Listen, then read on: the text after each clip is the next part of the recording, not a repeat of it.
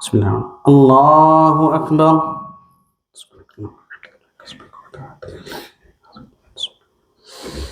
الحمد لله رب العالمين الرحمن الرحيم مالك يوم الدين إياك نعبد وإياك نستعين اهدنا الصراط المستقيم صراط الذين أنعمت عليهم غير المغضوب عليهم ولا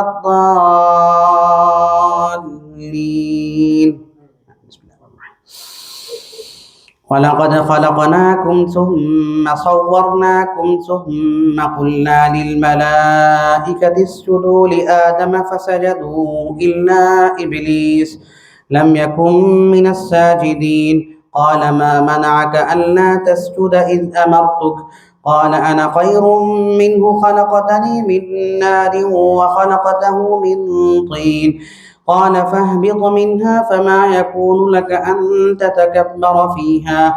فاخرج إنك من الصاغرين قال أنظرني إلى يوم يبعثون قال إنك من المنظرين قال فبما أغويتني لأقعدن لهم صراطك المستقيم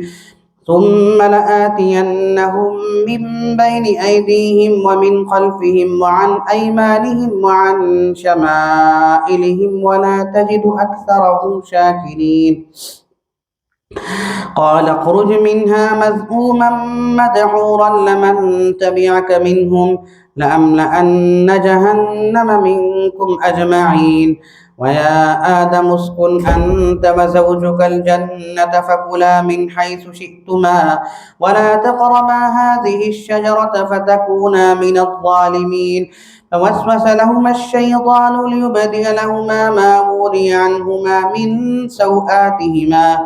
وقال ما نهاكما ربكما عن هذه الشجرة إلا أن تكونا ملكين أو تكونا من الخالدين وقاسمهما إني لكما لمن الناصحين فدلاهما بغرور فلما ذاقا الشجرة بدت لهما سوآتهما فطفقا يخصفان عليهما من ورق الجنة وناداهما ربهما ألم أنهكما عن تلكما الشجرة وأقل لكما إن الشيطان لكما عدو مبين قالا ربنا ظلمنا أنفسنا وإن لم تغفر لنا وترحمنا لنكونن من الخاسرين قال اهبطوا بعضكم لبعض عدو ولكم في الأرض مستقر ومتاع إلى حين قال فيها تحيون فيها تموتون ومنها تخرجون يا بني آدم قد أنزلنا عليكم لباسا يواري سوآتكم وريشا ولباس التقوى ذلك خير ذلك من آيات الله لعلهم يذكرون يا بني آدم لا يفتننكم الشيطان كما أخرج أبويكم من الجنة ينزع عنهما لباسهما ليريهما سوآتهما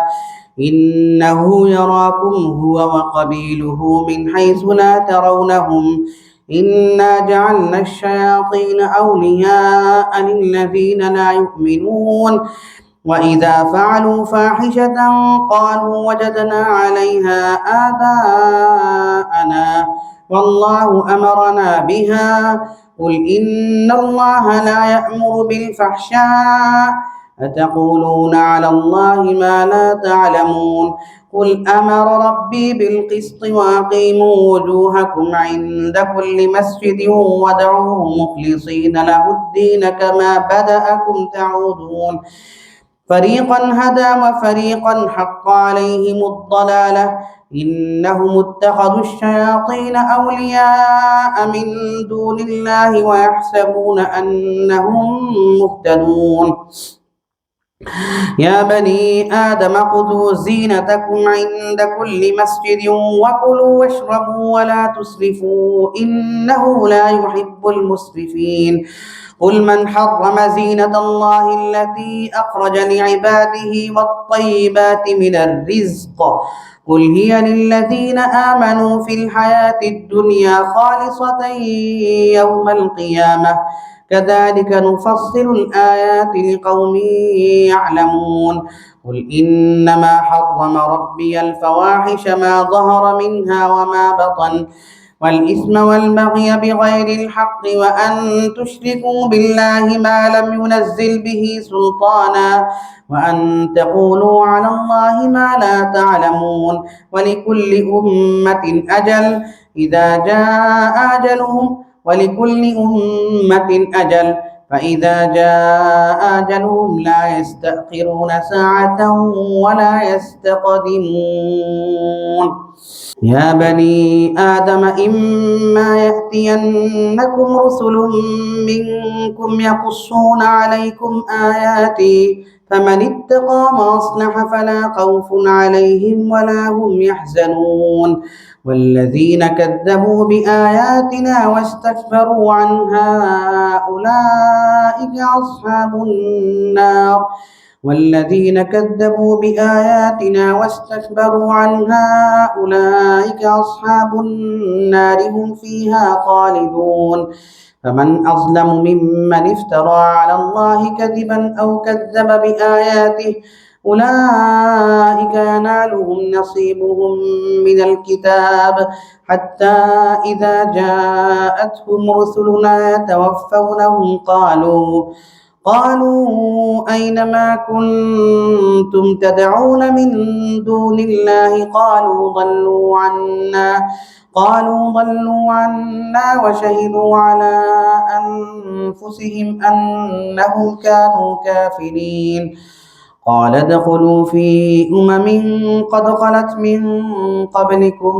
من الجن والإنس في النار كلما دخلت أمة لعنت أختها حتى إذا اداركوا فيها جميعا قالت أخراهم لأولاهم ربنا هؤلاء أضلونا فآتهم عذابا ضعفا من النار قال لكل ضعف ولكن لا تعلمون وقالت أولاهم لأخراهم فما كان لكم علينا من فضل فذوقوا العذاب بما كنتم تكسبون إن الذين كذبوا بآياتنا واستكبروا عنها لا تفتح لهم أبواب السماء ولا يدخلون الجنة حتى يلج الجمل في سم الخياط وكذلك نجزي المجرمين لهم من جهنم مهاد ومن فوقهم غواش وكذلك نجزي الظالمين والذين آمنوا وعملوا الصالحات لا نكلف نفسا إلا وسعها أولئك أصحاب الجنة هم فيها خالدون ونزعنا ما في صدورهم من غل تجري من تحتهم الأنهار وقالوا الحمد لله الذي هدانا لهذا وما كنا لنهتدي لولا أن هدانا الله لقد جاءت رسل ربنا بالحق ونودوا أن تلكم الجنة أورثتموها بما كنتم تعملون ونادى أصحاب الجنة أصحاب النار أن قد وجدنا ما وعدنا ربنا حقا فهل وجدتم ما وعد ربكم حقا قالوا نعم فأذن مؤذن بينهم اللعنة الله على الظالمين الذين يصدون عن سبيل الله ويبغونها عوجا وهم بالآخرة كافرون وبينهما حجاب وعلى الأعراف رجال يعرفون كلا بسيماهم ونادوا أصحاب الجنة أن سلام عليكم لم يدخلوها وهم يطمعون وإذا صرفت أبصارهم تلقاء أصحاب النار قالوا ربنا لا تجعلنا مع القوم الظالمين. ونادى أصحاب الأعراف رجالا يعرفونهم بسيماهم قالوا ما أغنى عنكم جمعكم وما كنتم تستكبرون أهؤلاء الذين أقسمتم لا ينالهم الله برحمة ادخلوا الجنة لا خوف عليكم ولا أنتم تحزنون. ونادى أصحاب النار أصحاب الجنة أن أفيضوا علينا من الماء أو مما رزقكم الله قالوا إن الله حرمهما على الكافرين الذين اتخذوا دينهم لهوا ولعبا وغرتهم الحياة الدنيا فاليوم ننساهم كما نسوا لقاء يومهم هذا وما كانوا بآياتنا يجحدون. ولقد جئناهم بكتاب فصلناه على علم هدى ورحمة لقوم يؤمنون. هل ينظرون إلا تأويله يوم يأتي تأويله يقول الذين نسوه من قبل قد جاءت رسل ربنا بالحق فهل لنا من شفعاء فيشفعوا لنا أو نرد فنعمل غير الذي كنا نعمل قد خسروا أنفسهم وضل عنهم ما كانوا يفترون. إن ربكم الله الذي خلق السماوات والأرض في 6 أيام ثم استوى على العرش يغشي الليل النهار يطلبه حثيثا والشمس والقمر والنجوم مسخرات بأمره ألا له الخلق والأمر تبارك الله رب العالمين. ادعوا ربكم تضرعا وخفية إنه لا يحب المعتدين ولا تفسدوا في الأرض بعد إصلاحها وادعوه خوفا وطمعا إن رحمة الله قريب من المحسنين. وهو الذي يرسل الرياح بشرا بين يدي رحمته حتى إذا أقلت سحابا ثقالا سقناه لبلد ميت فأنزلنا به الماء فأخرجنا به من كل الثمرات كذلك نخرج الموتى لعلكم تذكرون. والبلد الطيب يخرج نباته بإذن ربه والذي خبث لا يخرج إلا نكدا كذلك نصرف الآيات لقوم يشكرون. لقد أرسلنا نوحا إلى قومه فقال يا قوم اعبدوا الله ما لكم من إله غيره إني أخاف عليكم عذاب يوم عظيم. قال الملأ من قومه إنا لنراك في ضلال مبين. قال يا قوم ليس بي ضلالة ولكني رسول من رب العالمين أبلغكم رسالات ربي وأنصح لكم وأعلم من الله ما لا تعلمون. أو عجبتم أن جاءكم ذكر من ربكم على رجل منكم لينذركم ولتتقوا ولعلكم ترحمون. فكذبوه فأنجيناه والذين معه في الفلك وأغرقنا الذين كذبوا بآياتنا إنهم كانوا قوما عمين. وإلى عاد أخاهم هودا قال يا قوم اعبدوا الله ما لكم من إله غيره أفلا تتقون. قال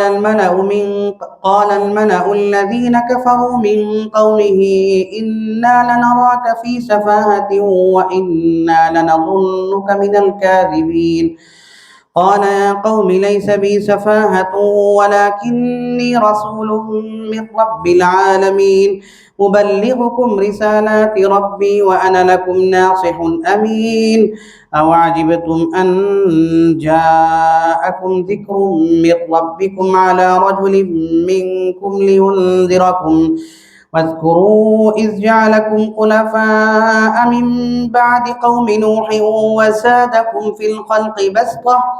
فاذكروا آلاء الله لعلكم تفلحون قالوا أجئتنا لنعبد الله وحده ونذر ما كان يعبد آباؤنا فأتنا بما تعدنا إن كنت من الصادقين قال قد وقع عليكم من ربكم رجس وغضب أتجادلونني في أسماء سميتموها أنتم وآباؤكم ما نزل الله بها من سلطان فانتظروا إني معكم من المنتظرين فأنجيناه والذين معه برحمة منا وقطعنا دابر الذين كذبوا بآياتنا وما كانوا مؤمنين وإلى ثمود أخاهم صالحا قال يا قوم اعبدوا الله ما لكم من إله غيره قد جاءتكم بينة من ربكم هذه ناقة الله لكم آية فذروها تأكل في أرض الله ولا تمسوها بسوء فيأخذكم عذاب يوم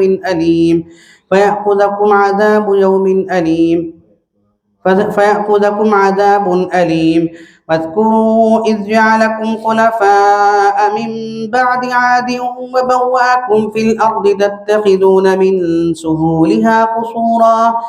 وتنحتون الجبال بيوتا فاذكروا آلاء الله ولا تعثوا في الأرض مفسدين قال الملأ الذين استكبروا من قومه للذين استضعفوا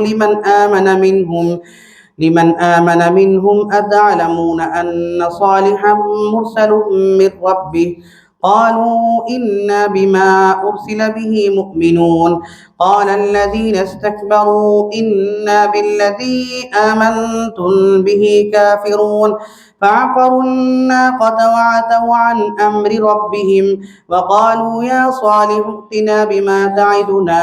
إن كنت من المرسلين فأخذتهم الرجفة فأصبحوا في دارهم جاثمين فتولى عنهم وقال يا قوم لقد أبلغتكم رسالة ربي ونصحت لكم ولكن لا تحبون الناصحين ولوطا إذ قال لقومه أتأتون الفاحشة ما سبقكم بها من أحد من العالمين إنكم لتأتون الرجال شهوة من دون النساء بل أنتم قوم مسرفون وما كان جواب قومه إلا أن قالوا أخرجوهم من قريتكم إنهم أناس يتطهرون فأنجيناه وأهله إلا امرأته كانت من الغابرين وأمطرنا عليهم مطرا فانظر كيف كان عاقبة المجرمين وإلى مدين أخاهم شعيبا قال يا قوم اعبدوا الله ما لكم من إله غيره قد جاءتكم بينة من ربكم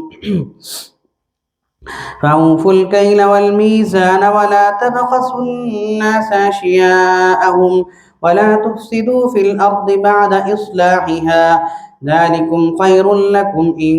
كنتم مؤمنين ولا تقعدوا بكل صراط توعدون وتصدون عن سبيل الله من آمن به وتبغونها عوجا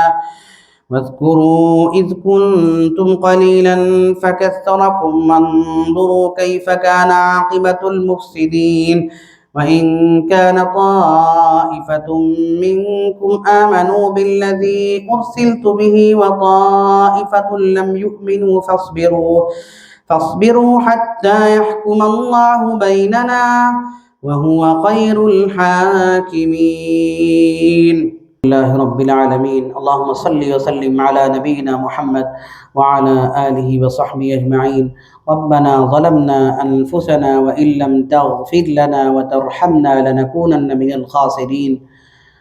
رب ارحمهما كما ربياني صغيرا.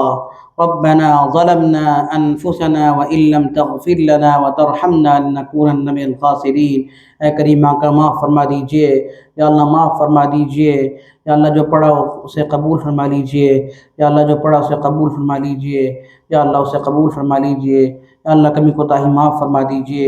یا اللہ۔ 6 روزے گزر گئے یا اللہ، ہم بدل نہ سکے یا اللہ، آپ بدل دیجئے یا اللہ، آپ بدل دیجئے یا اللہ۔ ہمیں مانگنا نہیں آتا یا اللہ، یا اللہ ہمیں مانگنا سکھا دیجئے یا اللہ۔ جو کمی کوتاہی ہو گئی اسے معاف فرما دیجئے یا اللہ، آپ معاف فرما دے یا اللہ، آپ بدل دیجئے یا اللہ، ہمیں آپ بدل دیجئے یا اللہ، آپ اپنے کرم سے ہمیں معاف فرما دیجئے یا اللہ۔ جو بیمار ہیں یا اللہ، ہمارے والدین کو یا اللہ صحت عطا فرما یا اللہ، انہیں جزائے خیر عطا فرما جو نے انتظام کیا اللہ، یا اللہ ان کو معاف فرما دیجئے یا اللہ، ان کو برکت عطا فرما دیجئے یا اللہ، ان کی عمر میں برکت عطا فرما دیجئے یا اللہ۔ بھائی عبدالوہاب صاحب تشریف لاتے ہیں یا اللہ، ان کا آنا قبول فرما لیجئے یا اللہ، ان کے والدین کو ترقی عطا فرما دیجئے یا اللہ، ان کی والدہ کو صحت عطا فرما دیجئے یا اللہ۔ ہمارے استاد جی کو بھی صحت عطا فرما دیجئے یا اللہ، ان کے بچوں کو بھی قرآن کے لیے قبول فرما لے یا اللہ، ہمیں بھی قرآن کے لیے قبول فرما لیجئے یا اللہ، معاف فرما دیجئے